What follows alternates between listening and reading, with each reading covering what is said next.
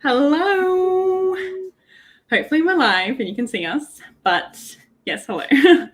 So we are here to finally do one of our Read With Us live streams because we used to do this all the time and we haven't in I think a few months. And, it's obviously so fun and it's a good opportunity to get some reading done. So yeah, we're here today to do that. So do you want to say hi, Jaime Caitlin? Yeah, hi, I'm Jamie, also known as Jamie Alisha, also known as previously Leo Reads. But yeah, hi, I'm Jamie. Nice to meet you, Jamie. I'm Caitlin from Caitliterature. And yeah. Okay, someone said the sound isn't working, so can everyone hear us? Hopefully. Testing. How long would the stream be? Probably like an hour. We usually do like an hour. Yeah. What time is it? It's so much about my hair, guys. Oh yeah, Jamie recently got her new hair done. Yeah, I'm reading the comments and lots of people have said nice things. So thank you guys. Yeah, the hair's stunning. And not to take the spotlight away, but I'm also changing up my hair soon. We love it. Not to take the spotlight away again, but Caitlin actually did my hair for me. So a round of applause. Stunning performance. On the back, I'm very proud. Yeah, it looks so good. Someone said I love how Jamie and Caitlin are in the same house, but they're apart. Yeah.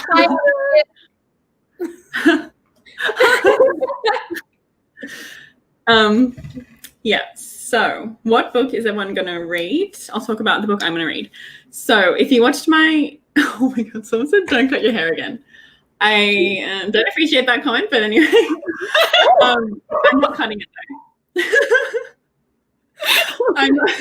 I'm not cutting it. I'm just going to add some blue. So I don't know if you've seen, a lot of people have been doing color underneath. And that's what I'm doing. Well, I'm going to try. Hopefully it works out. If not, I'll just dye it black again. But anyway, so yes, the book I'm currently reading. So actually, I have to talk about this. I just have to. I'm currently reading The Beautiful. And this book is so good. I'm 250 pages in. And this is my Patreon my Patreon book club book. But yeah, it's just so freaking good. This could become a new favorite. I'm so obsessed. Really? But, yeah, no, it's so fun and the vibes. Okay, I wouldn't read vibes and there's a really good romance in here. And a lot of time I complain about the romance, but this romance, I'm into it. If you are at 250 pages and you're loving it, you'll love all of it. Yeah, because I was getting nervous because Caitlin was loving it and then she started did you say you got bored or I'm not sure I was ever loving it. I was having fun because it was I just wasn't taking it too seriously and it was enjoyable, but then it was just too long for it to stay enjoyable for me. But if you're at that point and you're loving it, then I have faith that you'll I'm loving it. I'm at the it reminds me of years ago when I would just forget about everything and just read such a good book. I feel that doesn't happen too often lately, so yeah, it's really fun. But I'm not reading that in this live stream because I'm filming a spoiler vlog for that. So that's so I'm going to be reading Addie LaRue because if you watched my recent vlog, I tried to finish it and I didn't. But I started a new vlog today and I'm determined to finish it. So I'm at 75%, so hopefully I can make some good progress in this live. Gorgeous. I'm reading Night Film by... Ooh. I'm about halfway. I'm at page 293. And I am shook.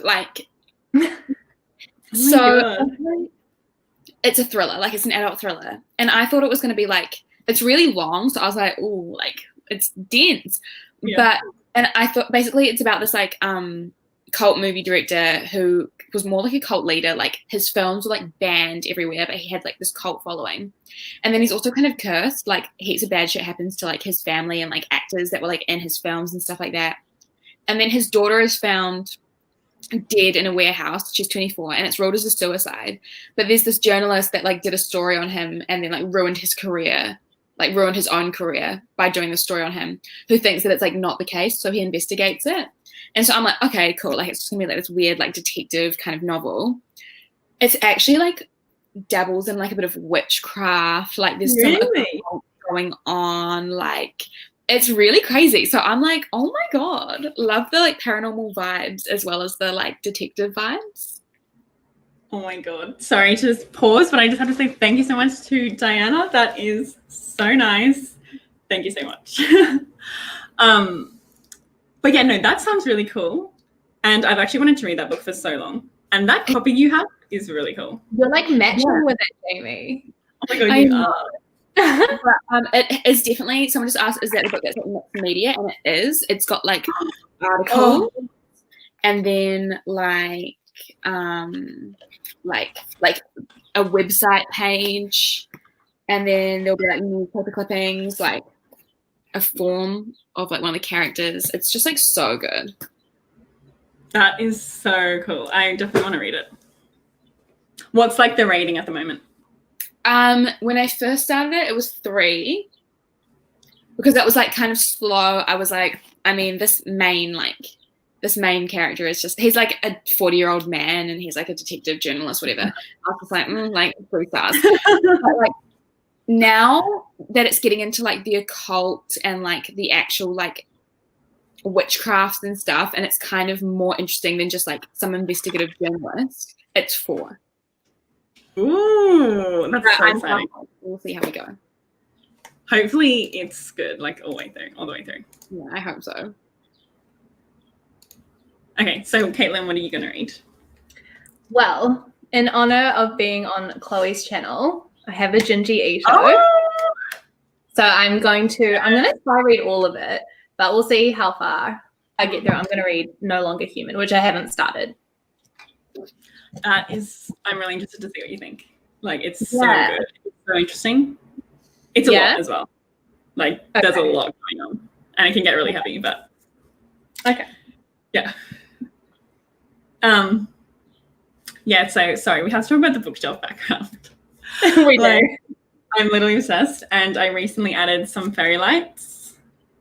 So at night time, it looks really cool. But yeah, okay, so what is everyone else reading? I think I kind of missed when everyone was saying the books. The Princess Will Save You. What time is it? At the moment, it's 9 a.m. for me, 11 a.m. for Jamie and Caitlin. Mm-hmm. My lipstick is Honey Love by MAC. I'm not just saying that. Someone asked. No one asked about my earrings. Does anyone ask about my highlighter? Like, where's your scrunchie from, Jamie? You asked. Also, someone just donated $5 and said, "Buy Scruffy a treat with this, please and thanks." Cute. Oh my gosh, And their username is Boob the Builder. I will Boob the Builder. Thank you. I was reading Anna Karenina. Stunning. Oh my goodness, Galaxy Brain.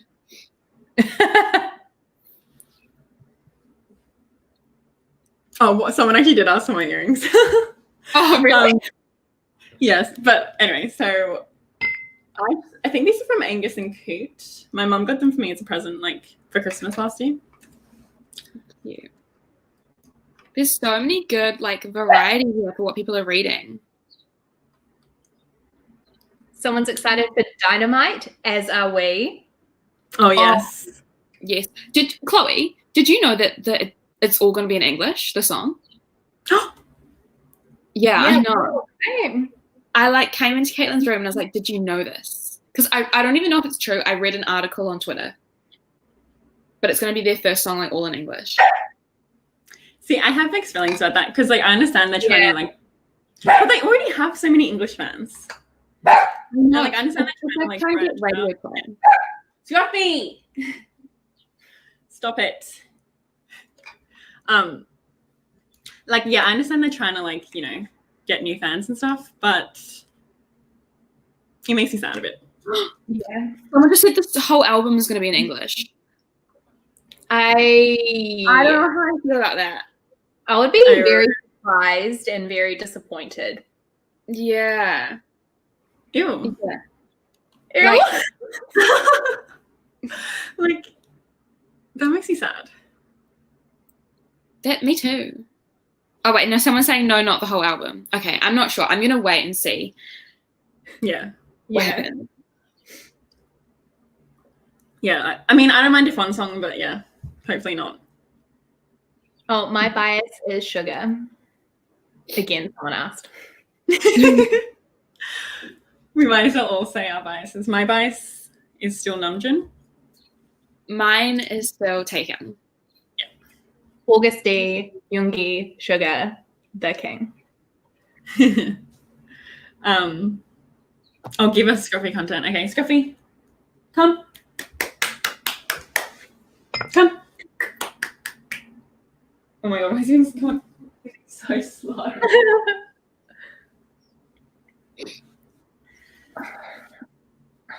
Taehyung bias, we love to see it. Yes, we do. Oh. Scruffy, say hello. Who's Scruffy's bias? I think Scruffy's bias is J-Hope. Oh, we love that. Of course, yeah. Okay, stay there, Scruffy. I know everyone's talking about Jamie's hair, and honestly, I can't get over it either. Like, it's just so style. Oh, stop. My mum said she didn't like it. Really? I feel like every mum like doesn't like dyed hair. Yeah.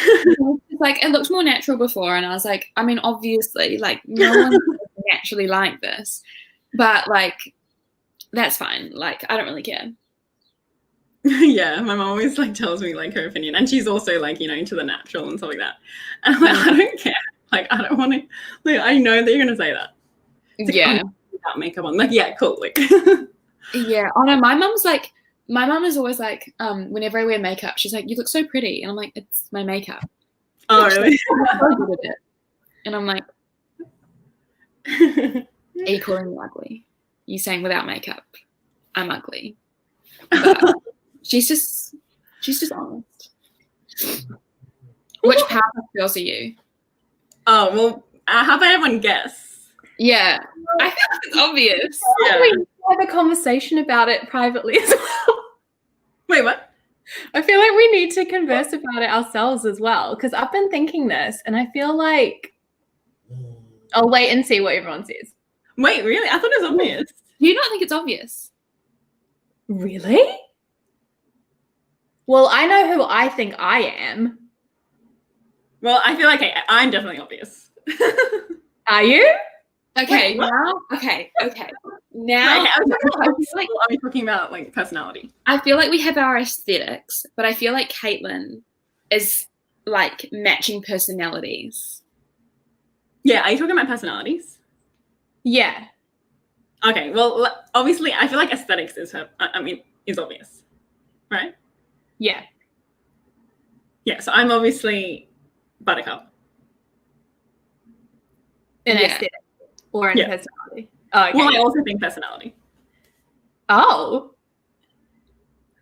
I would say I'm Bubbles for all of them. I was thinking about this. I feel like we all have bits of them. Well, yeah, probably. Yeah. Yeah. Wait, so what do you think you are? Or who do you think you are? I've always like related to Buttercup. Oh, well, we're having a fight now. As Buttercup would. But at the same time, it's like I always just like vibed with her, so I never gave Blossom the time of day, but like will happily be Blossom. I'm also like the oldest, so it's like low-key like team leader vibes. So I'm happy. Very Yeah, I happy. feel like you are. Look, as long as I'm the crybaby, I'll take it. You are literally Bubbles, like you are baby. Yeah, you're definitely the I'm Mojo Jojo. I'm the sexy devil person. Oh my god. Yeah, Scruffy. Okay, I need to get him to stop. Jamie, I love your Spirited Away print. Thank you so much. I have I've got a Chinese cookies delivery service poster, and then I have the German Spirited Away poster, and then I have just like a random Totoro art print. Oh, stunning. Love them. Are you going to do a room tour? See, I want to do my room, like, I have a very specific idea for how I want to do my room. Like, I've been getting really into, like, on Pinterest, I've been looking at, like, cottagecore. Mm. And I love that vibe. And I also really want to get a really big full-length mirror for my outfit pictures. Oh, yes. So once I get, like, decorate my room how I would like, then definitely I'll do a room tour. Yes. Because I always wanted you to do one in your your 2 rooms ago room. Oh, really? Yeah. Because I would always spy on it, like in your vlogs, I would always be like, I love it. Well, Because it has my personality, like you have so much going on. I know. Well, that's the room that I lived in, like, since I was, like, 15. Yeah. So a lot of the stuff that was, like, in the room and, like, up on the walls and stuff had been up there for years. Oh, good times. Good times. So when are we starting our reading? Soon. Yeah. We're just catching up a bit first. Oh yeah, favorite Studio Ghibli movie. I don't think we've ever talked about this. So mine is Kiki's Delivery. Personal ones. Yeah. My favorite is Howl. Mine's Spirited Away. Oh my god. The Holy Trinity. Because those are my top 3 Studio Ghibli movies. Oh my god, stunning. So I love think that. That'd be mine as well. And then that'd be mine. Yeah. I'd say same. Oh my gosh, love that. Not everyone roasting us for not reading. Did they lie though? No, we will start in 2 minutes. How about we'll start in 2 minutes at 9? Okay. At 20. I'll get the thing ready. Oh wait, let's prepare. So should we do 10 minutes or 20? Should we start? Let's get into it with the 10 minutes. Yeah, and then we could up it to like 15 and then like up to 20. Okay. So, there was another question. Oh yeah, someone said, are you participating in the Bratz readathon? Yes, I am. And I will do a journal video because I'll do like my, September spreads, which I'm actually going to do 2 Bratz themes in a row. But anyway, but I'm actually planning to film, hopefully tomorrow, my, Bratz readathon TBR, and I'm going to get full Jade vibes going. Are you going to be on Jade? Huh? Oh, definitely. Yeah. Oh, see, I don't know whose team to be on. Now I want to do it. I wasn't planning on doing it, and now I want to do it. Oh my god, do it. I'm definitely Team Chloe, though. Yeah. Yeah, you definitely should be. Yeah, we love a blonde. What about I you, always Caitlin? really liked, I don't know if it was Dana or Dana. She was my fave. But she's like, she was kind of like the 5th main one, so she's not really counted as a main one. Oh my god, I forgot about her. Yeah, she was my fave because she was like brunette. Her friends call her Sugar Shoes. Okay. Let's start reading. Okay.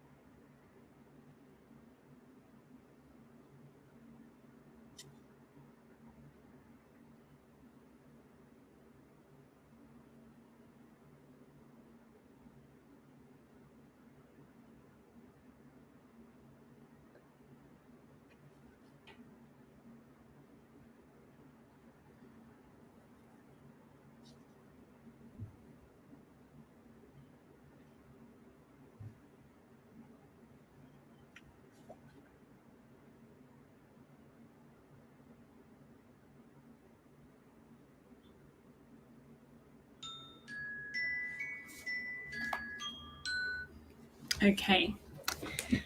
It's been 10 minutes. I only read 2%, but I don't know how many pages that is. That's another reason why I'm not into ebooks. Like, what's this 2%? I want to know how many pages. Oh no, I need to quantify it. I only read 10. But to be fair, look how small the handwriting, the text is. Tiny. Oh, yeah. I read 64. Wait, what's 64? Yeah, it's a manga though. Oh. Oh, So, what's your thoughts so far, Caitlin? Oh my god. Yeah, I know, right? It actually it starts with, huh? The bit with the ear. Oh, And like before that, I was not ready, but I love it. I think I mean, early days, but at the moment, I like it best out of the Junji Ito's I've read. really? Because it's really it's so lyrical. Like the text is amazing. And I don't know if you know, it's actually like an adaptation of the novel by someone else. Stunning. Yeah, so there's No Longer Human. I can't remember who the author is, but apparently it's like a classic in Japan, that book. Oh my gosh. Okay. I'm definitely want to get my hands on that because Oh my god, we should buddy read. Yes, definitely. stunning. How is Addie LaRue, Chloe? Oh, it's getting the good vibes again. Like in my vlog, I mentioned how I was like starting to get not bored, but I was just like, hey, get to it. You know what I mean? Yeah. But I'm starting to feel that really stunning vibe again. Yay. Nice. Yeah.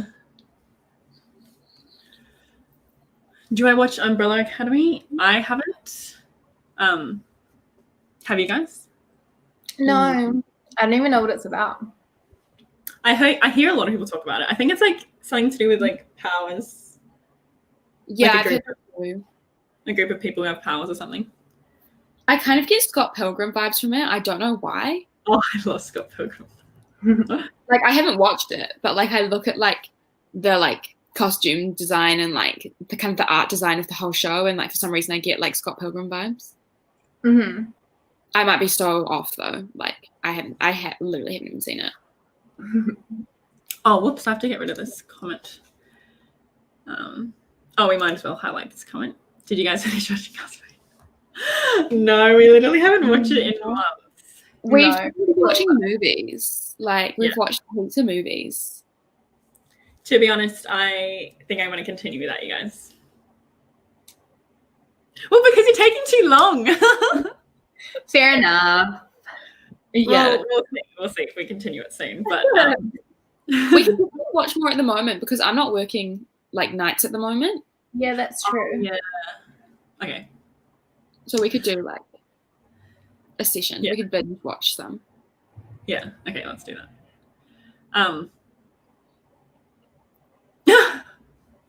I love this comment. Where'd it go? Yeah. I was confused, but I love it. I love Scott Pilgrim. My favorite scene is like, I think it's like, you need a haircut. And then he's like, what? And then he like quickly comes back with a beanie on. Do you know that scene? Wait, Caitlin, have you watched it? I do. I have seen it, but I haven't seen it in a long, long time. Oh, it's such a classic. I love the Black Sheep performance. I literally watch that on YouTube like once a week. It's the best. Wait, what is that? The part with Brie Larson. Oh my god. Oh, yeah. Guys, did you know Brie Larson has a YouTube channel now, and she like literally like did like a tour of her like Animal Crossing town, and then she like did a full video where she like sat down and like talked about her experiences with like auditions and like what she had auditioned for and like didn't get. And she's Yeah, I really like her. I like her too. Like her YouTube videos are so good. Like I'm literally sitting there going like, yeah, I'm watching a YouTuber. Like I'm watching a normal person. Chloe, have you seen Short Term 12? No. That's a Brie Larson. I feel like you'd like that movie. You've seen it, Jamie, right? I actually haven't. Oh my gosh, we should watch it. Okay. Like all of us. It's so good. Oh my god. Okay, so Avatar: The Last Airbender. I don't know if you guys heard. Oh, whoops. But I do want to watch Kingdoms of Minions. But anyway, the live action for Avatar: The Last Airbender. So when I heard that news, I obviously was a bit excited, but also like yikes, because I just feel like it's so hard to have a good live action that's based off an animated, thing. Anyway, but obviously, excited to have, some good Asian representation and stuff. And there were the original creators from the original show on board for the live action. So I was still like semi-excited and happy, But anyway, I don't know if everyone heard, but recently it was announced that the original creators are no longer going to be working on it because they said like Netflix made all these promises to them and now they're like not following through. So they said like it's not what they wanted, sort of thing. So that means it's clearly going to be ghosts. Like I don't even want it to be a thing now. It's probably going to be like whitewashed or something stupid. Oh, and then I also heard that Netflix want it to be like sexy, dark, like all this weird stuff. Like what are you talking about? Are we talking about the same show? Children? I know they're literally children. Like anyway, I hate Netflix, so I'm not watching that. Yeah, that sounds terrible. Wait, have you guys started watching Avatar? Because you sent me that video. We started together. We're both watched a bit. I think you might have watched more than me, Jamie. But I definitely want to keep going. Yeah. Me too. Yeah, I really like it. We both fucking love Zuko. As soon as we came on screen, we were like, who is that? And Jamie was like, I'm Fire Nation. Like, and then we found out it was, we were like, of course. You need to keep watching it because it just keeps getting better and better. Okay. Because I remember when I first watched it, I was like season 1, like, oh yeah, this is really fun. But like I wasn't like, oh my god, you know what I mean? But then like season 2, it's like, and then like season 3, like stunning. I'm definitely excited for the Shadow and Bone adaptation just because like the actors and the cast and stuff, I feel like all look so good. And I'm mostly just excited for like the Six of Crows side of it because it gives me a lot of hope that they've like cast literally like the entire like all the Six of Crows characters. So I hope they really amp that up. Like I hope it's not just like a couple of flash forward scenes or whatever. Like I hope it's they haven't cast like Nikolai or anything. So I'm really hoping that like Six of Crows is like quite a big part of it. But I am excited for that. Meek is the best. Yeah, I am excited too, but I'm also like I just don't care about such Shadow and Bone at all. Same. So, like I don't care about them.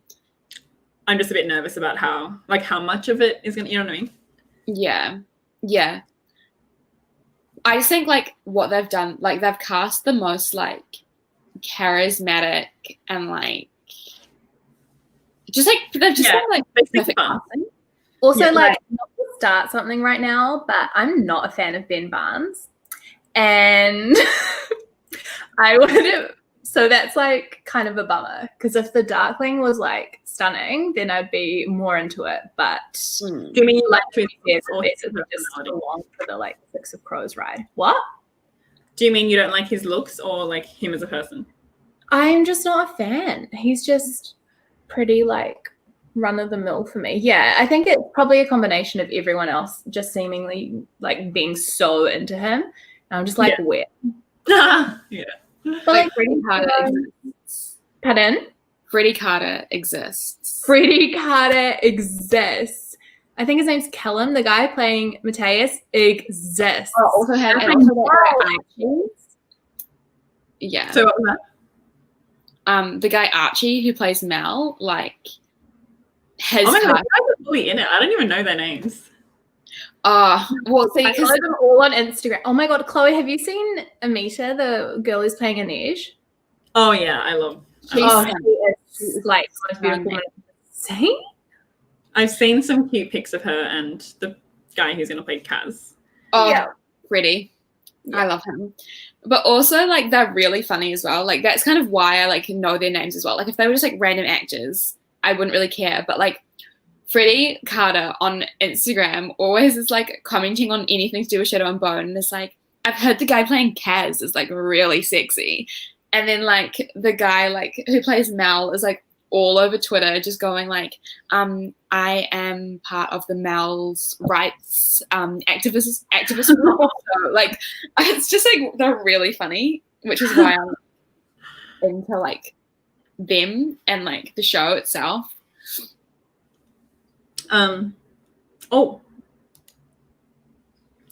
We're actually sort of planning one. We haven't actually started planning it, but we want to do like a Powerpuff Girls. We're trademarking it now.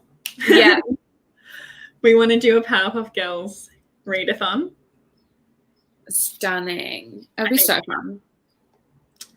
fun. Okay, what's your favorite animated adaptation? Howl's Moving Castle? I think. Or do they mean like an animation that was adapted into live action? Oh, I don't think one exists then. Cinderella starring Lily James. Oh, I mean. Exactly. Buy it, sacrifice your life to it. Exactly. What was I going to say? Oh, that's a throwback. When is the 24-hour live readathon happening? Oh my gosh, I really forgot about that. Me too. Wow. Oh, I like this question. Can you recommend some booktubers? Okay, so I've actually found quite a few new faves recently. So we've got Joel from Fictional Fates.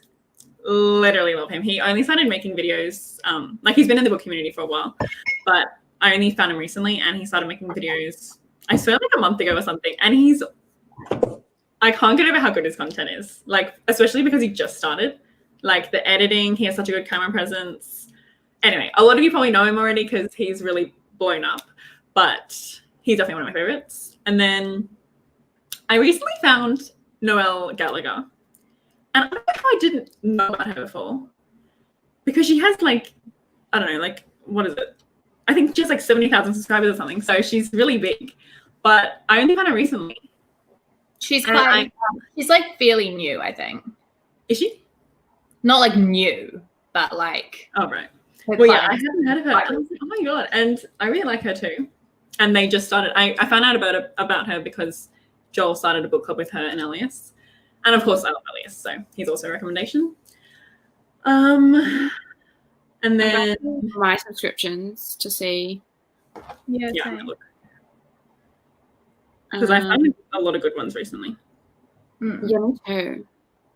I really like, everyone probably knows these people, but like I really like all the girls who do the Dark Academics book club. So like Emma from Emmy Reads and like Kira from, I think she used to be Kira's Corner, but now she's Kira Foster. Like Lucy from Crescent Pages. Like I feel like they all have very similar reading tastes to me. Like lots of like classic vibes. So that's always fun to watch.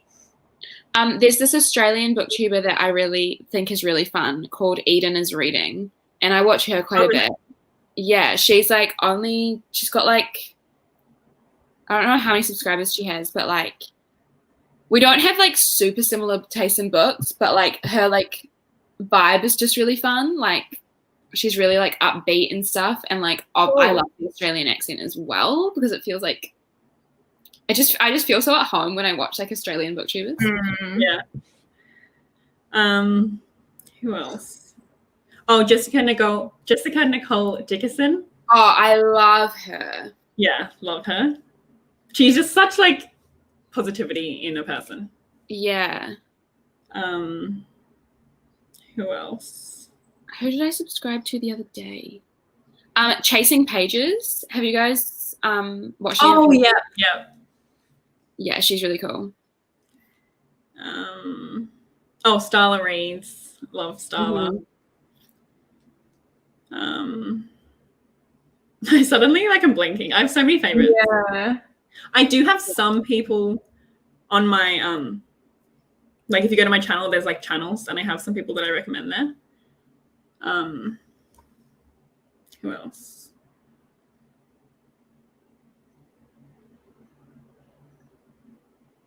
Anyway, there's a lot of good ones. There is. Oh, Chanel Time. Yeah, love Chanel. Oh, yeah, I love Chanel. Oh my gosh, I love how everyone's doing the recommendations. Okay. Oh yeah, of course Naya reads and smiles. I've been subscribed to her for years and she's so good. Yeah, same.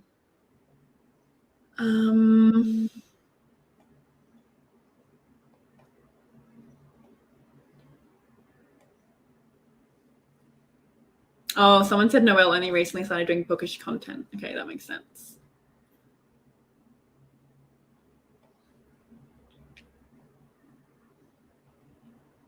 Lots of classics here. Mayana.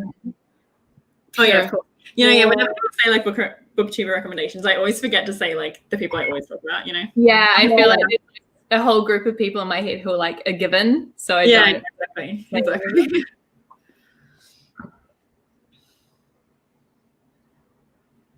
Oh, Jessica. What?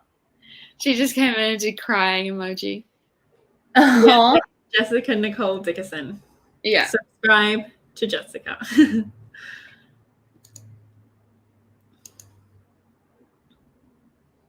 Yeah, she's great. You'll definitely have a smile watching her videos. Oh yeah, like her personality is so fun. Oh, I actually don't like Irish Reader, so I'm kidding, obviously, in case anyone takes that out of context. Okay, yeah. So let's do another sprint, maybe in 3 minutes, or no? Yeah. Should we do 15 minutes? Yeah, we'll do a 15. Okay, let me get the thing ready. Favorite thing to use as a bookmark that's not a bookmark. I dog ear my pages. Yeah, she's an animal. But if I'm borrowing like a book from someone or it's like a nice hardback, like I won't. But like, sorry, like I don't care. Of course. Go for it, sis. I'll like use my phone. Like if you need to close your book for something to like do something else, I'll just be like, oh like, yeah. Or like if I'm annotating, stuff like that. Nothing super exciting. Yeah, I always have a bookmark, but if I can't find it for some reason, I'll just use my like tabs. Yeah. Same. What are your book pet peeves? Well, one of my biggest ones is, especially in fantasy, when there's an unnecessary romance. Yeah. Can't stand that. That's why I'm so happy that The Beautiful actually has a good romance. Oh, I always assume it's going to be unnecessary. Yeah. One me and Caitlin talked about recently is in romance books where like the couple will like get together and then randomly break up again for like the last act, and it's like always it's the like age-old tired like 2/3 point of a romance where there has to be some sort of like conflict and breakup, even though you know there's going to be a reconciliation. And I just really wish that like authors didn't feel like they have to stick to that. Like we can come up with something else. We don't need to like read the whole time knowing that's coming. Yeah, exactly. It's something I hate throughout like everything, like every genre, every like films as well, is miscommunication. It grinds like nothing else. And another thing I hate is when it's obvious to the reader or the watcher that like a character is evil, like a character is lying or whatever, like we've been made aware of it. And there's another character who's trying to convince everyone else that like they are bad and like no one believes them. I hate that. Yeah, that's like every I'm like watching something with that. I'm like, everyone I'm watching with, like, just so you know, if I came to you and I was like, this person's bad news, and you told me you like gaslit me and said I was like making it up, I would cut you out of my life so quickly. Like, you better believe it. I come to you with like dirt on something.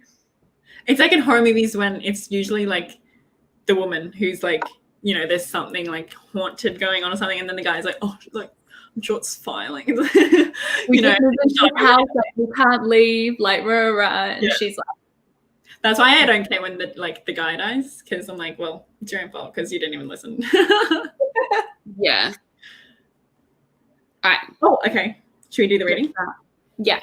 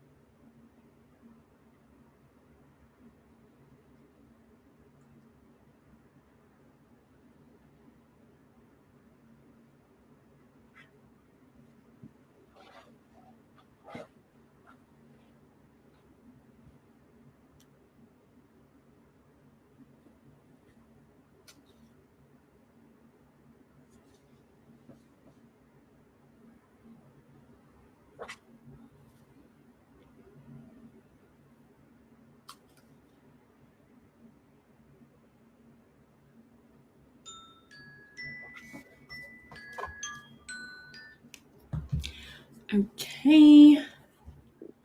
This is so good. Oh my god. I'm so happy. You're loving it. Also, look how sexy he is. Can you see him? Oh, hello. Right? Oh, it's so good. Stunning. Oh, that's so good. I never know how to get.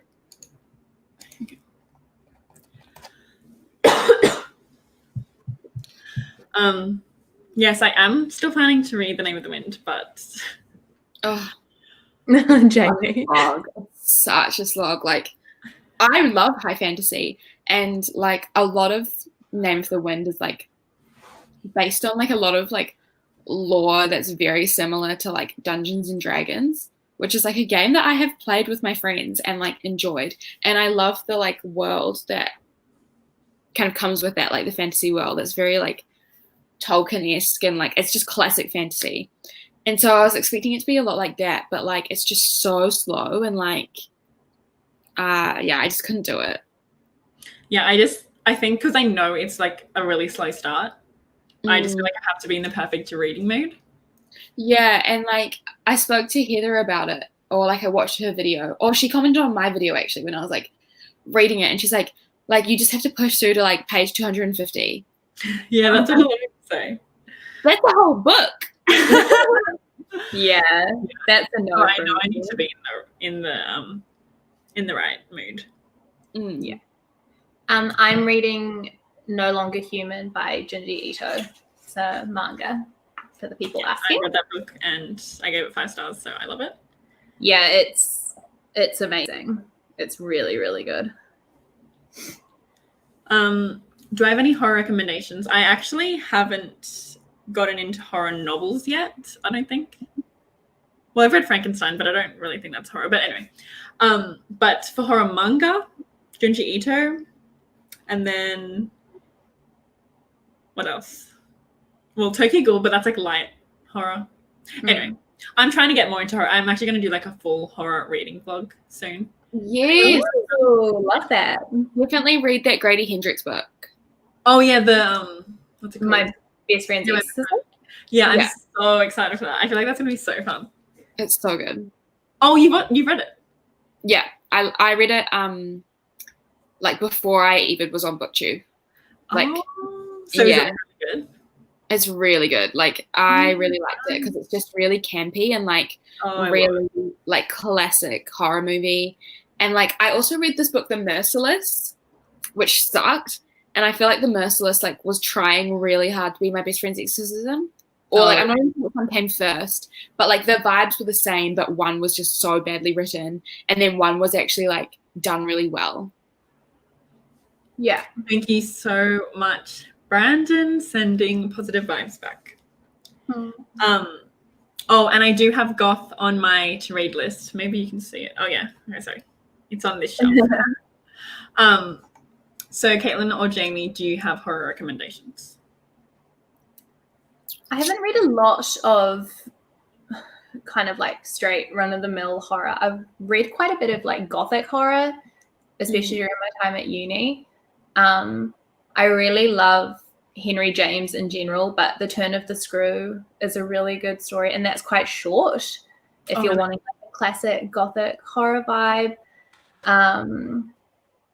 Jekyll and Hyde is a kind of horror, I suppose. That's a really good book as well. Yeah. I've read a lot of thrillers, which I really like, but like I wouldn't classify a lot of those thrillers as horror. Yeah. One I really want to read, this just reminded me of it because it's behind me, because I've seen the film Let the Right One In, the like Swedish vampire, which is amazing. And this is a book which I've had for years, and I really, really, really want to read it because a friend of mine has read it and said it's even like more twisted than the movie. So, oh, it's stunning. I've read a lot of Stephen King actually, and like, yeah, there are like some books of his that like I enjoyed. Like I really, really liked Misery. That was like genuinely really good, but I felt like that was definitely more of a thriller than a horror. Personally, like I just kind of, with thrillers and horrors, like if it has any supernatural elements, I kind of consider it a horror. But when it's just like people and it's kind of like very much set in reality, I kind of see it more as like a thriller. Also, I'm so fake for not saying this earlier, Bunny by Mona Awad, which is again like not fully horror, but like oh my god, Bunny is amazing. Stunning. Wait, Jamie, you haven't read it yet, right? No, I haven't. I want to read it really soon though. I have Caitlin's copy like in my room waiting for me to read it. Oh, well, I was going to say, because Caitlin and I are planning to buddy read in October, so you should join. Oh, stunning. Yes, definitely. How do you, I mean, I guess you could share it. You'll love it enough to want to own one. Yeah, okay. But also I just get it on my Kindle. Oh, right, yeah. Yeah, I'm so excited about that. That sounds really cool. And it's like set in university, right? Yes. I always want to read more. It's it's like a fictional one. It's called Warren University. How good is that? Because that's where rabbits live. Oh, right. Oh my god, R.L. Stein, who read Goosebumps when they were younger? Oh yeah. I had like a full collection. Oh, that's so fun. I wish I did, but I didn't really read when I was little. Oh, really? I was obsessed with Goosebumps. I actually watched the Goosebumps movie that was released like a few years ago, and it wasn't like good, but it was kind of fun. Have you seen it? Oh my god. No, I haven't. That's Jack Black in it. Which, by the way, I watched Camp Rock. I mean, not Camp Rock. School of Rock for the first time with Caitlin and Jamie recently. Well, jokes. Maybe I've seen it before, but I don't remember it. But yes, and then Caitlin said how School of Rock is actually dark academia. It is. Oh, I was gonna say, oh yeah, it's so annoying how like Stephen King, like as soon as you ask for horror recommendations, it's always Stephen King, and I'm like, I'm trying to not read Stephen King. Yeah, like his books aren't really that good. Like I liked Misery, but that was very much set in reality. But then his like other horror books that are like, you know, a bit more supernatural, they're just like, okay, like they're just not good. Like The Shining, I didn't like. Like It is terrible.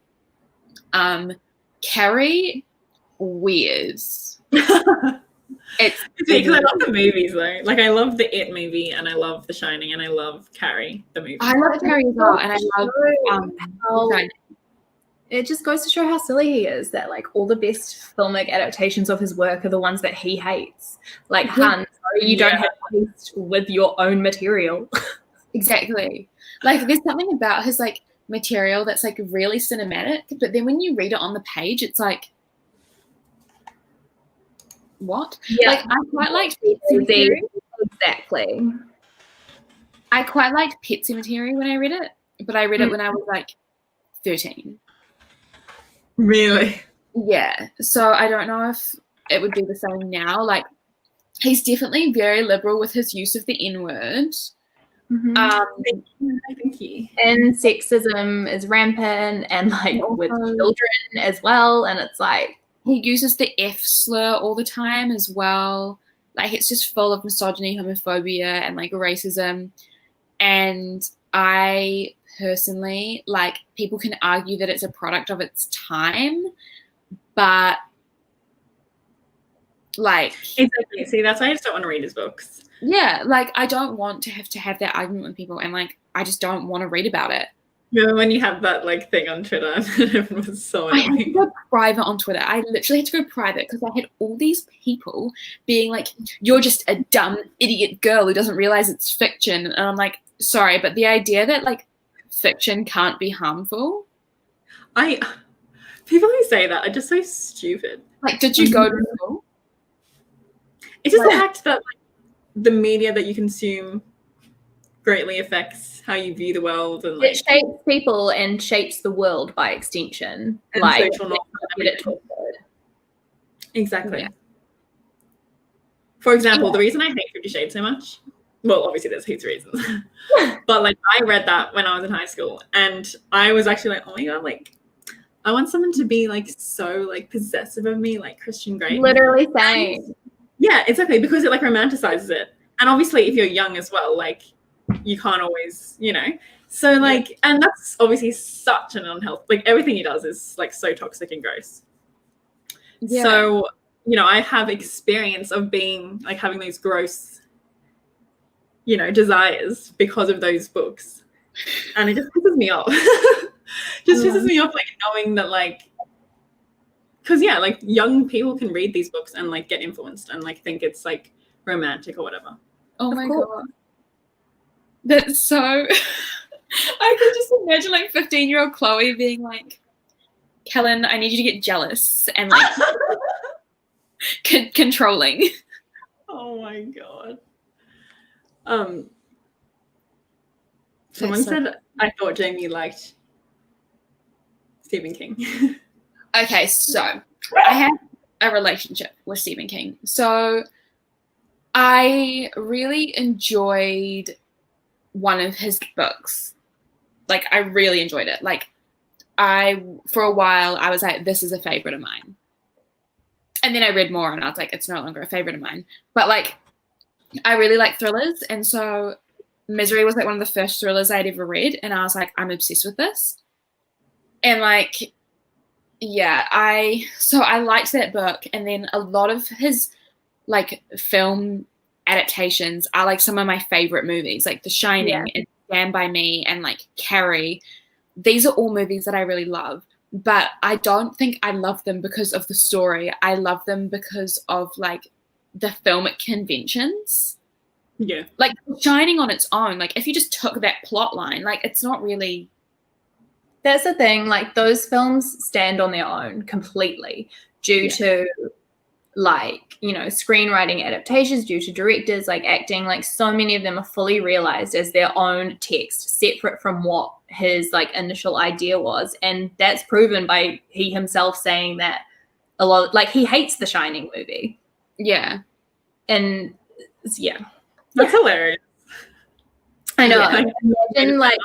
Imagine it's such a bad take. Like, yeah, it's like one of his best like adaptations like out there.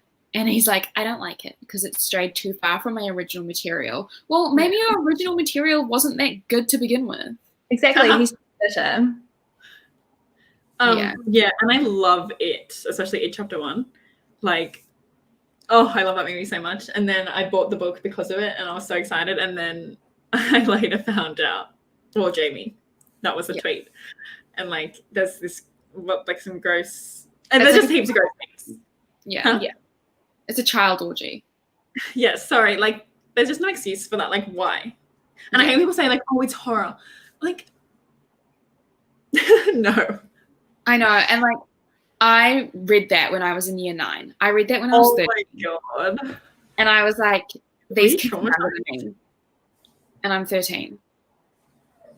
Oh my God. Like, I just remember me being so fucked up by it. And especially because it's like, sure, it's fiction, but like, you need to be thinking about that. Like, exactly. Yeah. Why do you even think of that? Why? And then especially because it's like the 11-year-old girl, right? Like, it's not just like they all have sex. The 11-year-old girl fucking orgasms.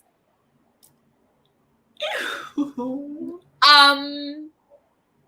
And he describes it twice. See, disgusting. Like, Ew. why is a grown man thinking about that, let alone writing it? Disgusting.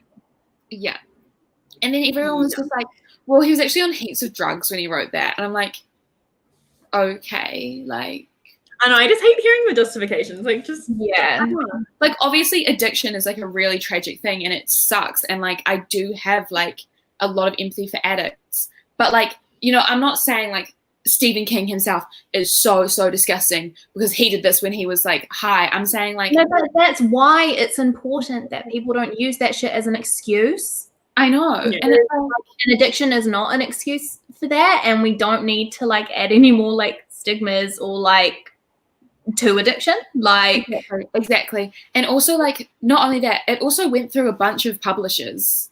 Like, it's not like he wrote this and then like self-published it and like gave it to the world. It's okayed by an entire industry and an entire popular culture, which to this day maintains it as a classic.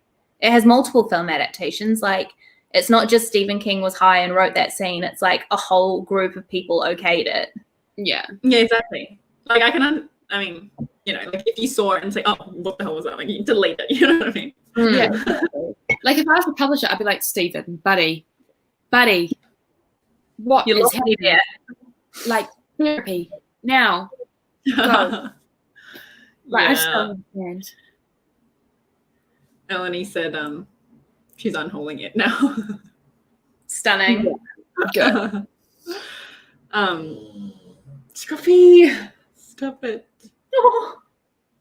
Like, I don't know. I just feel like people can enjoy what they want to enjoy. So anyone who's like, it's one of my favorite books, like, fine, like, that's fine, babes, that's fine. But I feel like you have to respect others when you say, I personally can't handle that. Yeah. And you can enjoy something and acknowledge those things. Don't blind them when they're indefensible. Yeah. Exactly. Exactly. Like a lot of sorry. No, I'm just saying, like, when I was reading when I was reading a lot of romance, there was heaps of romance that had like problematic elements, and I was like, I'm enjoying this, but I'm also not going to sit here and be like, I recommend this book because it's completely unproblematic and like this. Like, I'll recommend it, but I'll be like, but also just keep in mind that like there are some dodgy lines. Exactly. Exactly. Like, I feel like it's obviously so hard for a book to be perfect, and a lot of books have flaws. Yeah. So yeah, like, it's obviously, I feel like it's fine, like, depending on what it is, but like, it's fine to love like books that have problematic elements as long as you acknowledge it. Exactly. But like I said, depends on what it is. Exactly. And I personally feel okay, like, if I read a book and it's like problematic in terms of like the way it treats women or like the way it talks about women, I feel like okay excusing a book for that, like, as a woman. But if I'm reading a book that's like super like homophobic or like transphobic or like racist, I feel like it's not my place to like excuse it. And I feel like there are just too many like men, like white straight men, who will then excuse a book, and they'll be like, yeah, like, it's problematic, but like, and I'm like, it's not up to you to forgive the book for this. It's not your place. Exactly. It's kind of like with J.K. Rowling, like, when the whole Nagini thing happened, like, obviously, you know, I'm Crane, and that pissed me off a lot. But like, I obviously didn't forgive her, but like, I was just like, whatever, like, I'll just sort of look past, like, not look past, but like, because obviously it's like, it's hard to like get over Harry Potter and everything. But then as soon as like more and more like the transphobic, like, that's just like, sorry. Yeah. Like, I can't, like, I don't feel comfortable, like, you know. Yeah. So, yeah. Yeah, exactly. Like, if I liked a book and someone was like, hey, it's actually incredibly racist, It's like, no. I would take that on board. Not Exactly. argue. To be like, actually. It's like, yeah, like, the first response to something like that shouldn't be in defense of the book because you like it. Like, it should be an absorption of what they're saying and like respecting it, especially when it's something that you can't personally relate to. So like, why would you think you have authority to deny them? Like, Exactly. Have Jaime and Caitlin watched It's Okay to Not Be Okay? I don't think that's a drama, right? No, but we will definitely.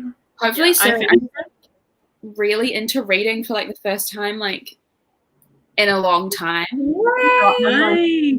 I haven't been doing a lot of watching stuff because I just want to like read stuff. I'm also partway through Crash Landing on You, so I might try finish that before starting a new K-drama. Is it good?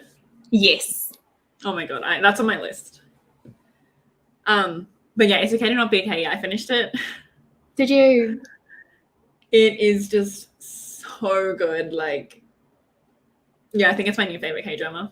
Oh my god, incredible! Yay! It just deals with so many, like, and it's so many different genres, like, in one sort of thing. Like, there's one scene that was like absolute horror, and then there's like, you know, it deals with mental illness, and like there's like a romance. There's just so many things, and it's so well made, and it's just so good. That's so I'm fun. so sad. Okay, whenever I go to Netflix and it like pops up, you know, like Netflix starts playing things now. Whenever like the music starts playing, like I literally just want to cry because I'm like, oh my god. Stunning. Someone's saying Rick Riordan is problematic. I have never heard about anything to do with him being problematic. Yeah, neither. I don't know much about it, but I always see people saying like, "Oh my god, unproblematic king." Which I feel like people shouldn't say that anyway, because I feel like everyone is. Huh? It's a big call. Yeah. Like, no one's perfect. Yeah. Definitely. Mexican Gothic. I really want to read that. You've got it right, Chloe. Yes, I really, really want to read it. I need to buy it. The cover is stunning. Yeah, I really like the look of that book as well.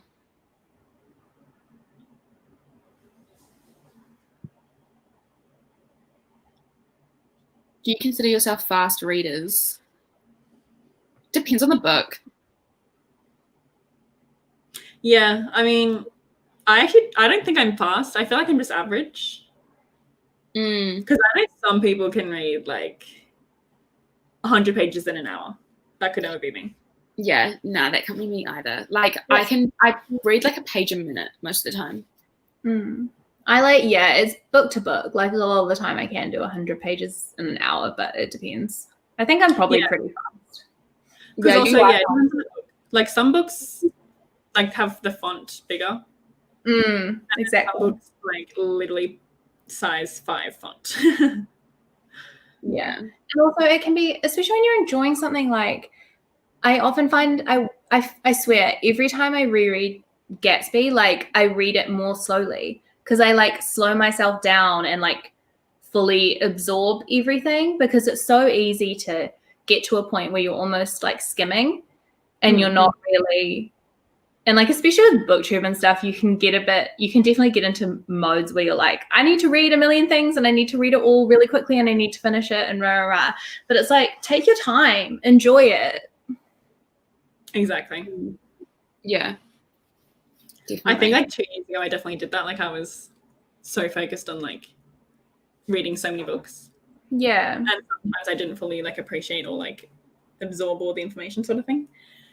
So I'm trying to like like spend more time like, you know, being in it, and like for example, Andy Lorraine, like I feel like I'm so stupid because I've been reading it for months, but I'm also like, how am I stupid for reading a book? So it's like there's nothing stupid about that. Yeah. I think it's just because like, you know, with booktube, like that's not a common thing. Have you guys read Akatar? I feel like I'm the only one who hasn't. Yes, ma'am. Akatar slaps. There's lots wrong with all of it, but yeah. I mean, I find it fun, and it also is nostalgic to me because I read it like early on in booktube days.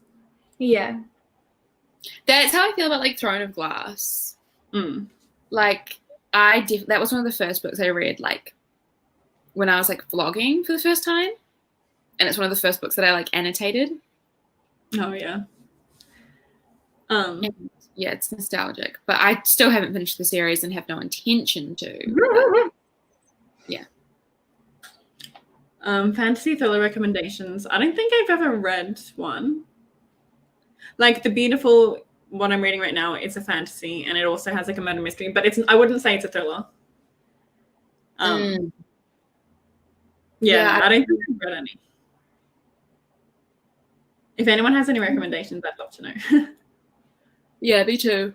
Because I love fantasy and I love thrillers. What do you guys have a favorite genre? I heard someone ask that earlier. I actually don't know what my favorite genre is at the moment. Because I used to say fantasy. Yeah, I don't know. Like, I definitely have genres that I gravitate towards too, as opposed. But like, I don't think I have a favorite. If you had to pick one like right now in this moment, what would it be? Not to like commit to the rest of your life, but just like what are you doing right now? I'm vibing fantasy. Stunning. I'm vibing classics. I'm on my classics vibe. Stunning. But if you had asked me this like 3 weeks ago, I would say like contemporary. Yeah. but not romantic, like hard-hitting. Oh, Yeah. See, like for me, like my instinct is to say horror, but then I'm like, I don't think I've even read any horror books. So like, because I love horror movies, and that's definitely my favorite genre, probably. But then I'm like, yeah, I haven't even read any horror books, so obviously I can't really say that. You've read so much horror manga though. Like, true.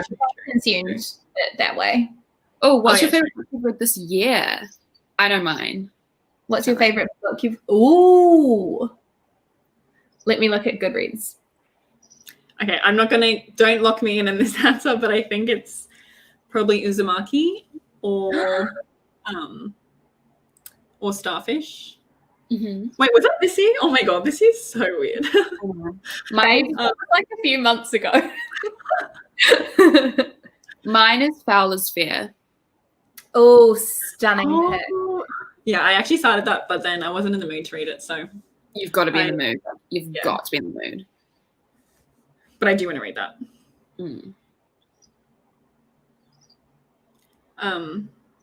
What about you, Caitlin? This is going to be really difficult because I've just finished Vicious, which I adored. I also know that I read Bunny this year. I read Song of Achilles this year. Did you read those this year? Yeah.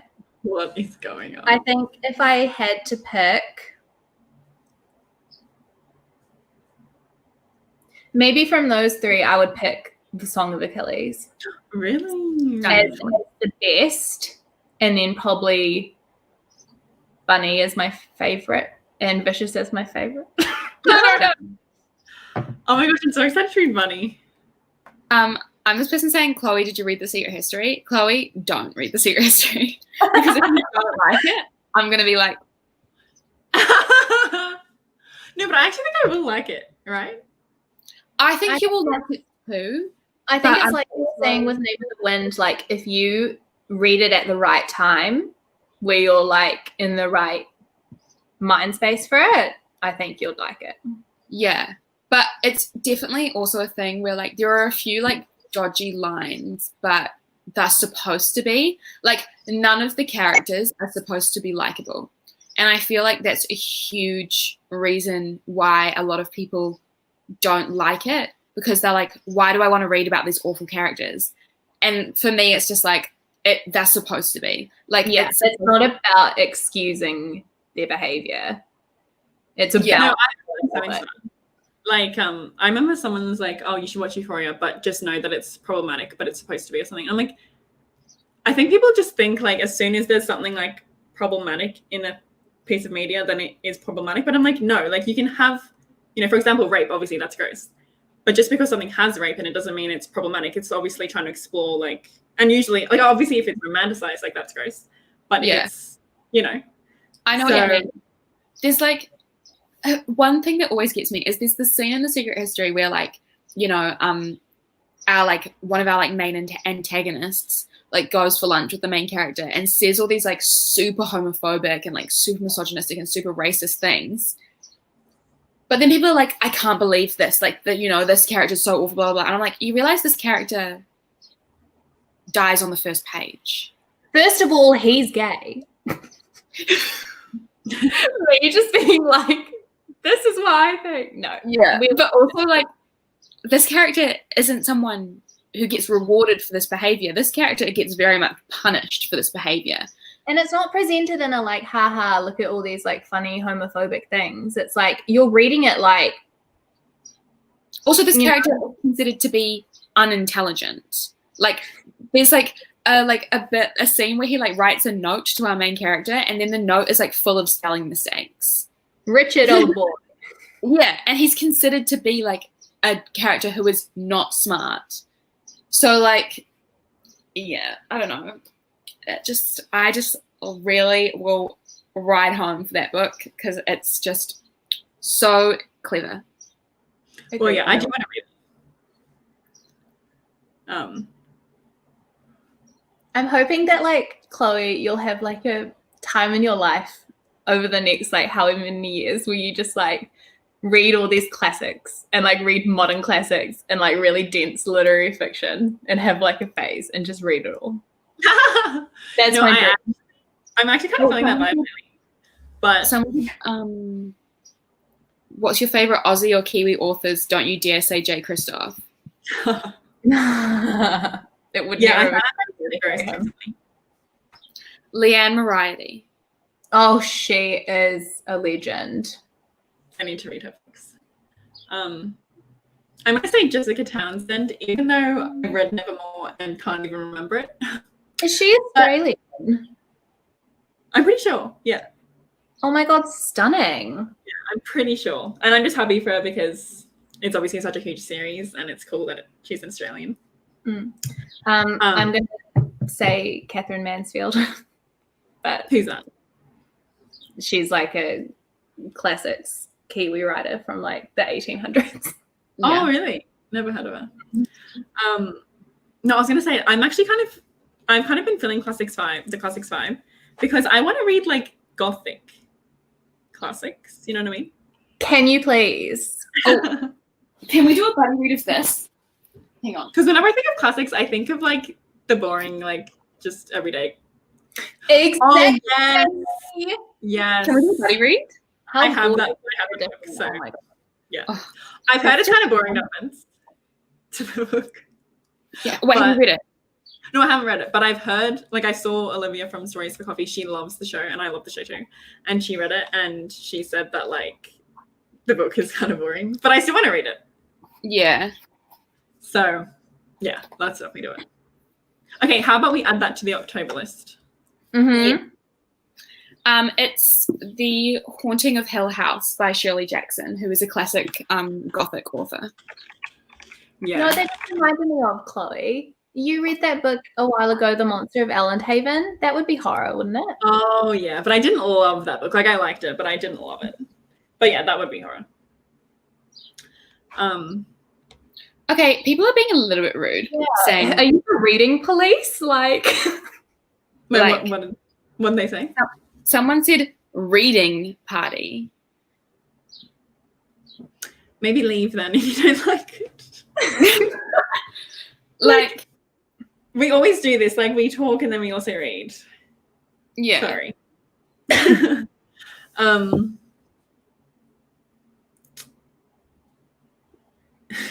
my God, everyone. Guys, maybe you can just mute us and then read. Yeah, you guys don't need us to tell you to read. You can. Just wait. Like, imagine if we ignored everyone and we just like were like. Yeah, I quite like reading parties because like I like reading, but I also like having conversations. Like when me and Caitlin have like IRL reading parties, we do this. Like we'll like read and then we'll be like, oh, this thing, and talk for a little bit. Yeah. Oh, that's funny. But yeah. Oh, apparently it was a joke. Okay. Okay, good. All good, all good. So, what is an underrated book? Ooh. I'm going to say Starfish just because Yeah. I don't see too many people talking about it. I'm going to say Emergency Contact because it's, I wouldn't say it's underrated, but I'd say a lot of people hate it. Like, for some reason, really hate it. And I'm like, I think that's an example of like, problematic. It's not even problematic content. Like there was a few lines that were gross. It's misinterpreted as problematic. Yeah. But like, Penny's not made out to be this perfect person. And like, we all know that she's like judgmental and like annoying at points. Mm. So I feel like that's fine. Yeah, exactly. Like I personally, like I really related to it because I found it to be really nice to have a main character who's like 18 or whatever, 17 or 18, like a teenager or like a young adult who does have judgmental thoughts about other people. Because when I was a teenager, like, of course I would have judgmental thoughts about people all the time because of like my own insecurities, which I believe like Penny definitely has herself. And like, I just felt like it was incredibly realistic and I felt that it was nice to have a book show like the uglier sides of being a human being as well as like the good sides, because there are so many contemporaries I read where like a character is just really, really kind-hearted and really, really lovely and doesn't have a single bad thought. And that's fine. Like those books are valid and people that exist like that are valid. But you can't tell me that every single person is like that. Like people have negative thoughts all the time. And I just felt like it was a really, really nice and like realistic interpretation of that. Yeah. Yeah. What's a book lots of people hate, but you like? I mean, I'm going to say The Beautiful because I'm currently reading it, and heaps of people, a lot of people hate that book. And I'm just confused because I can understand it not being for you, but like I can't understand hating it.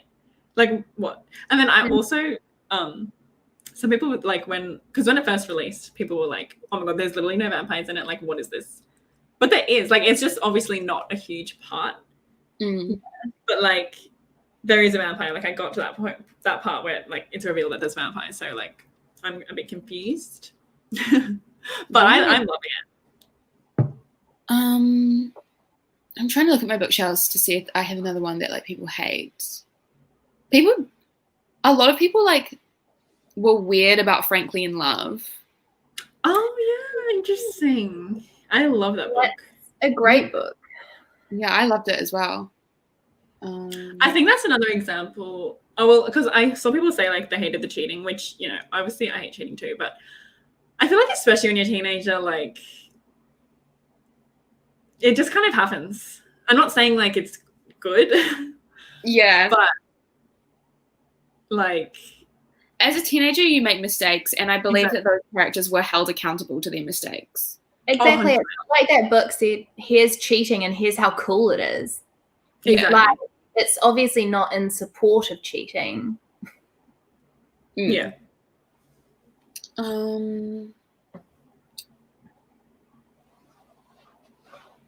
don't think I like a lot of books. Yeah, that is very, very true, Mika. Yes. I've actually been struggling with this a lot lately. Like my anxiety has been not the best, and I feel like it's just because like as my channel grows, I have more pressure to like I don't know. Like I don't know. I feel like people just expect these things of me, and like just like staying and stuff like that, and it can get stressful. Yeah, absolutely. You're doing amazing, sweetie. You are. Okay, see, Anna and the French Kiss. I haven't read that book, but I've heard that book, like, you know, kind of romanticizes cheating or something. Yeah, I have read that book. That's annoying. But also the Frankly in Love cheating, like he was barely with that person, like the first one. Like, do you know what I mean? I literally don't even remember it. Like they were barely a thing, and then, you know, I don't know. Do y'all think BookTube can be a toxic environment? I think any form of social media can be a toxic environment if you let it be a toxic environment. Yeah, I feel like any community. Yeah, I feel like the way your mindset works, like I feel like with social media, once you realize that like a lot of it's like not real, then like your mindset can be so much healthier when it comes to it. Yeah, like a lot of the stupid stuff that happens on book Twitter, like book like drama, and I'm not saying like valid like conversations and criticisms, but I'm just saying like the stupid drama. When you like take a step back and then you tell someone in your real life about it, they're like, "What are you talking about?" Like it sounds so stupid. Yeah, and I feel like because you get so consumed in it, and like you don't even realize how stupid it is. Do you know what I mean? Yeah, and especially with BookTube as well, it's like you realize we're talking about like fictional worlds. They don't exist. They don't exist beyond like knowledge and imagination. Yeah. So I literally saw. Oh, sorry. You can finish. No, I'm just saying like so like once you realize that like all the stuff that we're talking about is like fictional stuff, and like you know there are like valid criticisms, and then there's also like oh my god, you don't like Cardin's Tale. Like it's you realize this isn't a real thing. First of all. Be angry at people who are anti-tail. But yeah, I think like with all social media, like it really doesn't have to be a toxic place if you have like. If you don't, I think also if you don't engage, like, milady. Oh, sorry, what? You go. What did you say? Oh, I feel like if you also engage with it, like it feeds into it as well. So I try to like unless it's like a valid thing, you know. Yeah, and like there is with social media, like there's definitely such a thing as overexposure. Like you say, Chloe, like the more that you think about it in a real life context or discuss it with people in your life, like the more steps you take back from it, the more you're just like, oh, we don't gotta like. Exactly. Yeah. And I feel like especially with like people being in isolation and stuff, you spend more time on Twitter and then you get more consumed in it and then it just gets worse. Mm-hmm. So like spending too much time on Twitter is never good in my opinion. No, I agree.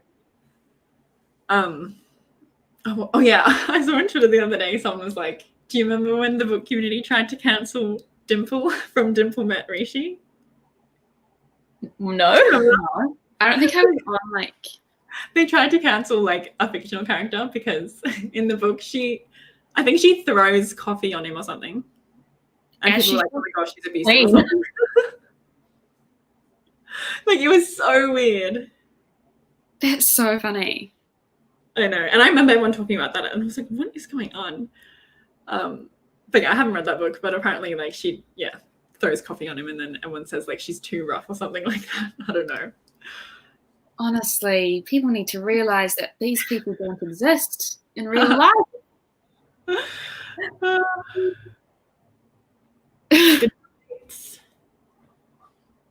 Can we appreciate their accents? Do you like it?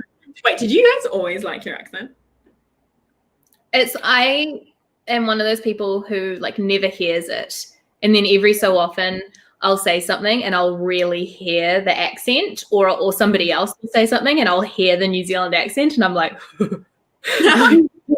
I remember like I really liked America's Next Top Model when I was a kid and like when we'd watch like TV and stuff.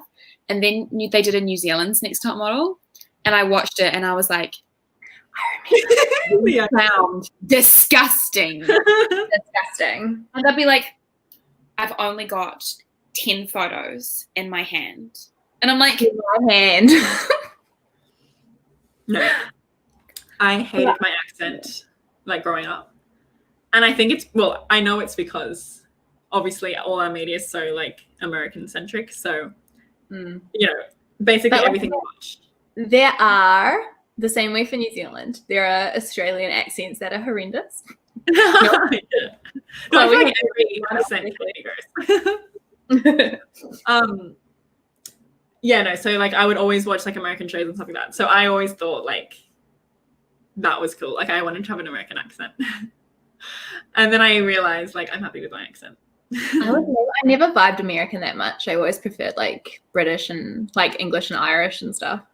Oh yeah, I always wanted to have like an English accent too. I had a friend in high school that had a fake English accent.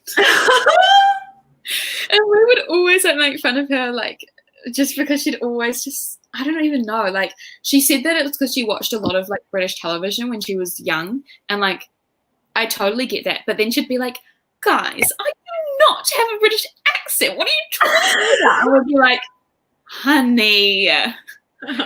I feel like we all had that friend. We had a girl who did like an exchange for like one term, and she came back and was like, "Hello, love, so happy to be back."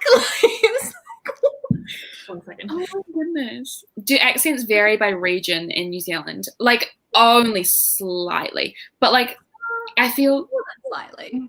Yeah, I guess more than slightly. I feel like if you're from like a rural town, your accent's going to sound different to ours because we've grown up in the city.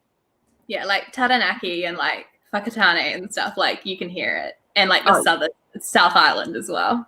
Yeah, true actually.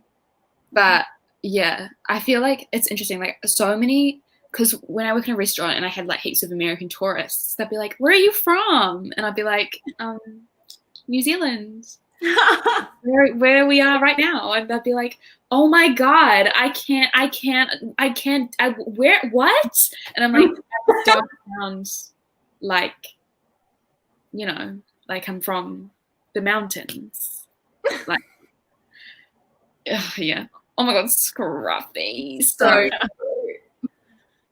thank you so much, Diana. You've really been killing it tonight. Thank you. And do accents vary by region? Yes. Literally, like, you can even just like drive 1 hour from here, where I am right now, and it'll be like different.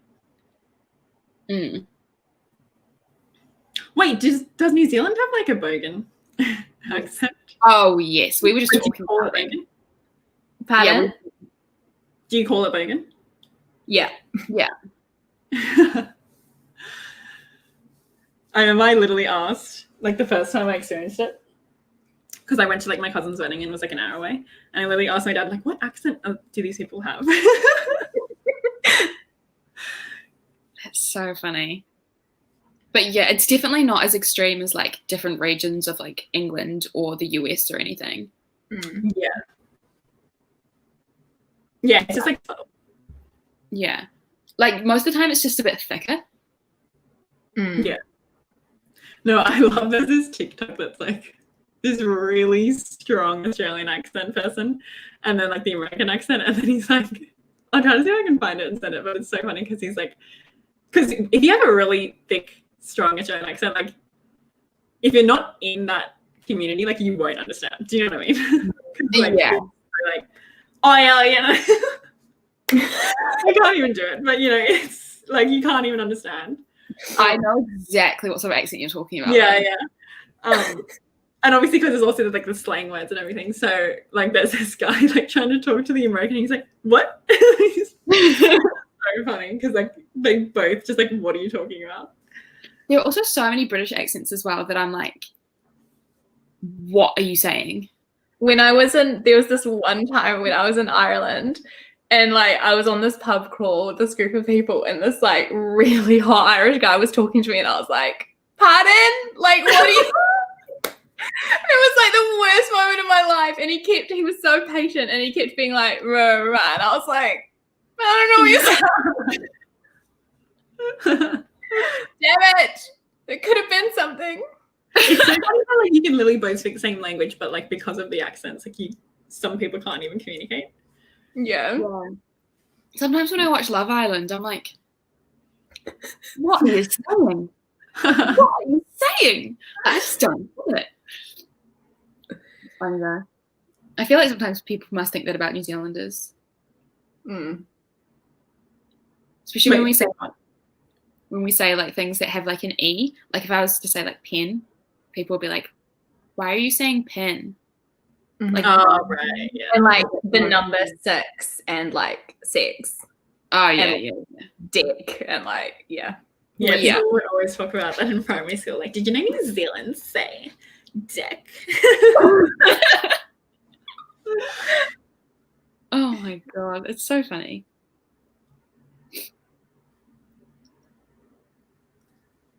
Oh yeah. I wanted to talk about this comment. Oh yeah. Because every time like a non-American accent person is on like a show or something, I literally like repeat what they say to see if it's Australian or like what accent it is, because sometimes it's like hard to immediately register because you're so used to hearing like an American accent or like a British accent or something. Oh, definitely. Yeah. So I've gotten like whenever I've been in America, people have assumed that I'm from England. Yeah, so I have a Kiwi accent. Yeah. So, yeah, and that's like a lot of the tourists would always be like, they'll be like either Australian or like British. They would never be like, oh, like you grew up here. What's it like? They're always just like, what part of Australia are you from? None of them. None of them. Oh, Jamie, can you do a good American accent? Yeah, I've had training, but it's like it's what's called standard American, so it's like kind of not really anything. Wait, when you also developed a like English alter ego called Katie. Babes, quarantine has gotten to me. Yeah, like absolutely the cheek of it, the cheek of me to have this alter ego. Like me and Caitlin will literally just be talking, like normal, and then all of a sudden someone will just be like, babes. Babes.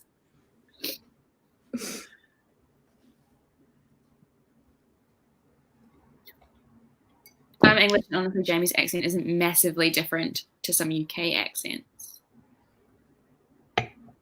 Thanks.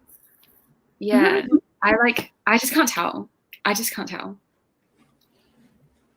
Katie from Essex. That's what we decided. She was from Essex.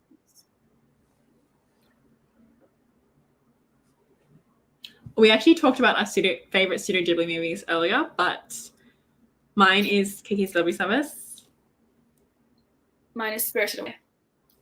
And mine is Howl's Moving Castle. Stunning. My name is K.E. and I'm from London. Should I be offended? No, babes. Absolutely not.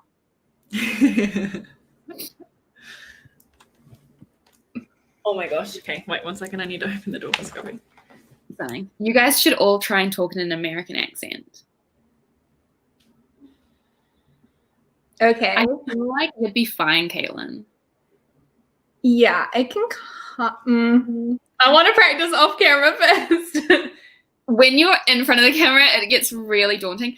But then, like, because I have to do auditions in an American accent, like, I can do Irish quite well, like a generic Irish. Like, I've done nights out with my friends where we'll be like, should we be Irish for the night? Oh yeah.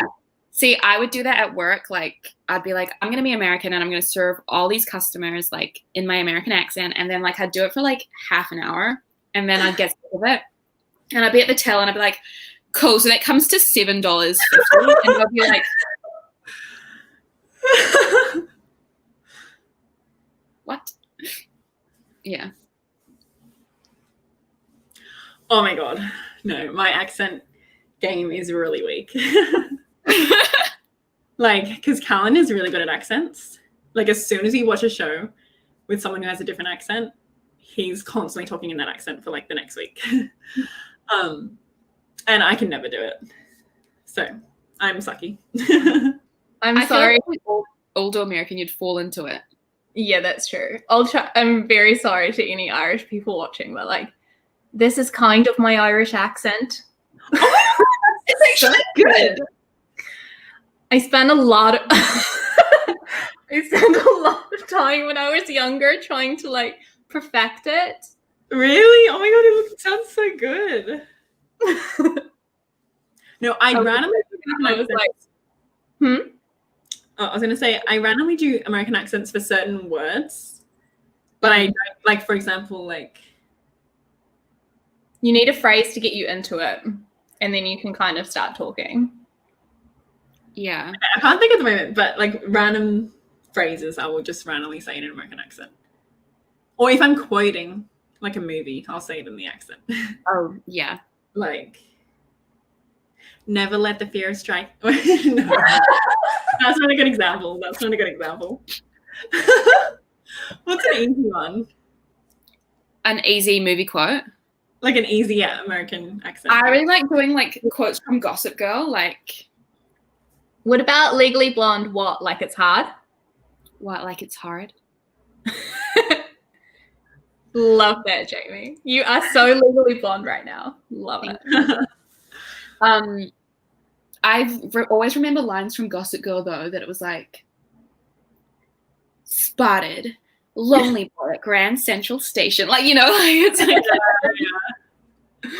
Oh my god, it was actually hilarious. Penny was here like yesterday, I think, and she was watching Gossip Girl, and so I was upstairs and she was watching TV, and then she's like, is it Serena? Yes. She's like, Serena, you're delusional. Like, she's just yelling at the TV. There was that episode where like the dad comes and like she's like, no, the dad's actually really good. Like, no, he's not. oh my god. And she was just yelling. She's like so frustrated. And I'm like, this is why I can't with Gossip Girl. Like, obviously it was fun when I watched it, but like every season there's someone who just ruins the whole thing. So I can't even ever rewatch it because it just pisses me off too much. And there's also someone that makes the season worth watching. Carter Bazin. I'm looking at you. Who's that? Carter Bazin was Sebastian Stan. I don't know. Georgina. A queen. Yeah, Georgina's Gothic. I just didn't care about like Rufus and Lily. Like I was like, I don't care about the parents. I just only care about Blair. Like literally all I care about is Blair. Yeah, same. And I like Dan as well, but like I didn't like Serena, so I was like, oh. Yeah, Serena's so boring. No offense. And she was just like obsessed with like guys. Yeah. And she was like, just like, I'm the hot one. It's like Blair. Blair. Someone said Chloe says art with an American accent. Do you think that was art? She definitely said art with Australian, like AHT, rather than like artwork.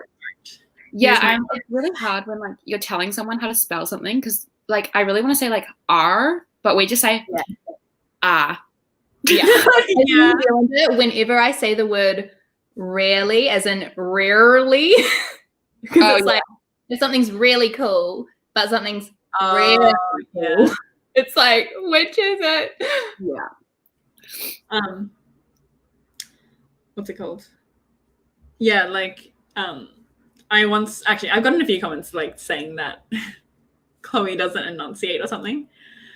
And it really annoys me because like with an American accent, it's really clear. So it's really easy to understand what they're saying. But it's just a fact that with the Australian accent, that's like none of us really like, we don't talk like, you know, like we don't like emphasize every word. It's literally how everyone speaks. Yeah, like we're known as that, you know? So like I can't really change how I speak without it being so unnatural. Yeah. But also, I think it's just because like a lot of the audience is American, because I learned this in my accent training. Americans have a lot of run-on sentences. So like when they speak really fast, like they won't finish words that are in the middle of like other words. Like the first word will be really clear and then the last word will be really clear. But some of those smaller words in the middle, it'll be like... Oh, really? Yeah, I think it's just because like a lot of the audience is American. Do you know what I mean? Oh yeah, just to comment on how people stickers. But yeah, with like a New Zealand, I also like there's a misconception that like New Zealand and Australian accents are like considered like lazy, and like the way that we speak is like lazy, but it's actually harder and it takes more effort for us to speak because our jaw is like tighter, and also like the shape of our mouths. Like, oh, really? We shape words differently. We shape words the same way that British people do, where like the word will come out with the shape of like our lips. Like when we say something like, oh, that person's really tall, we like turn our mouth into a circle. Whereas like in America, we'll be like, oh, that person's really tall. And like, what? Yeah. Whenever like you try to put on an American accent, I notice that my entire face moves so much more. Yeah. Using so much more, you know? Yeah. So just the more you know. Thank you. Thank you for this comment. Yeah. That's definitely a problem. Especially in BookTube, I think, because obviously most people live in the US in BookTube. Yeah. But yeah, so I'm sorry if you can't understand me sometimes, but this is just my accent. Same. I had someone once be like, you speak way too fast. And I'm like, is that an accent thing? People say that to me as well. I think it's rude to comment on how people speak, regardless of their accent. Yeah, because it's not something you can change. Yeah. Well, like, do you really want me to, like, put effort in? Like, you get to speak how you naturally speak, and then I have to be like, oh, okay, so I will spend more time. Like, that's so much effort. You know what? If we think about it, I think it's actually, like, judging how someone speaks, that's a classist issue. Because in places like England, like, a more enunciated and, like, posher accent is more associated with, like, the higher class, but then, like, poorer people who live in, like, you know, worse parts of like places. Yeah.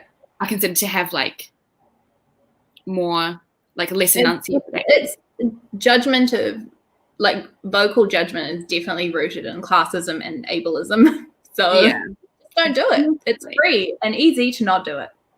Yeah. Actually, I remember someone commented saying like, you know, something annoying about how I speak. And then I replied saying like, you know, I can't change it. So it's actually rude of you to say this and something like that. And they deleted that comment. Good. So funny. I mean, hopefully they understood that like, yeah, that was rude. So Yeah. It's like commenting on someone's appearance. Like a lot of the time you can't really change it. I love this comment. Literally. Also, someone asked before, like, can we speak other languages? Oh no, I wish. Yeah, so I used to be able to speak Korean, and I can still read and write Korean, like in Korean. But yeah, I need to get back into it. It's really sad because like I have videos of when I was little, and I'm like fully speaking Korean, and I don't even know what I'm saying. I know, it's really sad. That's really cute. You'll get there for sure. Yeah. Yeah, I have like I can't. I have super minimal like Korean, French, maybe Maldi, but like very, very minimal. Yeah, like people who can speak 2+ languages, like that, I feel like that's just one of the biggest. Like that is so cool. 100%. And like I think for most people, as soon as you speak like more than 2, it's a lot easier for you to pick them up, and you can just keep picking them up. Really? Like a friend Portuguese, she moved here when she was about 11, so she learned English. She did an exchange in France. She knows French, and like it's insane. She can just keep going. Oh, so dope. Like that is the biggest flex. Yeah. Like, I wish. And then people have the audacity to like laugh when you say, like, for example, obviously my mum is bilingual. She speaks Korean. That's her first language. Anyway, and she speaks really good English, but obviously sometimes she like says things slightly differently. And then people have the audacity to laugh. Yeah, actually, you're right. We missed that before when we talked about how dissing accents is classist, ableist, and of course rooted in white supremacy, as if there's a correct way to speak. Yeah, exactly. Yeah, like literally, like I remember one of Mum's friends came over, and then he kept like making fun of like words that Mum would say slightly like wrong, like differently. I know, and then I was laughing because I was young, but then I realized like how annoying that is, and Mum told me like I really don't like that. I was like, oh yeah, but I feel like it's so normalized to like make fun of people. Yeah, I didn't realize how rude it is. And I'm like, ew, imagine your friend doing that to you. Like, that's so annoying. That's not a friend. Oh, definitely not. Yeah, because even I say things like slightly differently, and I think it's because like I'm obviously talking to Mum all the time, and she says things differently too. So then I pick up on it, and then people like think I'm stupid or something. I'm like, hey, Yeah, that's not it. Love this comment too. Yes. Mm-hmm. I love this comment. Mm-hmm. Okay, I'm getting really hungry. Yeah, we've actually been alive for like 2 hours. Have we? Yeah, that's way longer than I thought we'd be live for. Sorry. But we're having fun, so. Yeah. No, I think it's also because we haven't done one in so long. So like we needed to talk. Exactly. But yeah, thanks so much everyone who came. This is so fun. And hopefully we'll be doing more. So make sure you follow Jaime and Caitlin because we usually alternate. Like, because we did one on Jamie's channel. Was it last week? Yeah, for my birthday. Yeah. So we did one on Jamie's channel last week. So next time we'll probably be on Caitlin's channel. Yeah. So yeah, they're in the description. And yeah, this is so fun. Hope to see you soon. Bye. Thanks. Bye.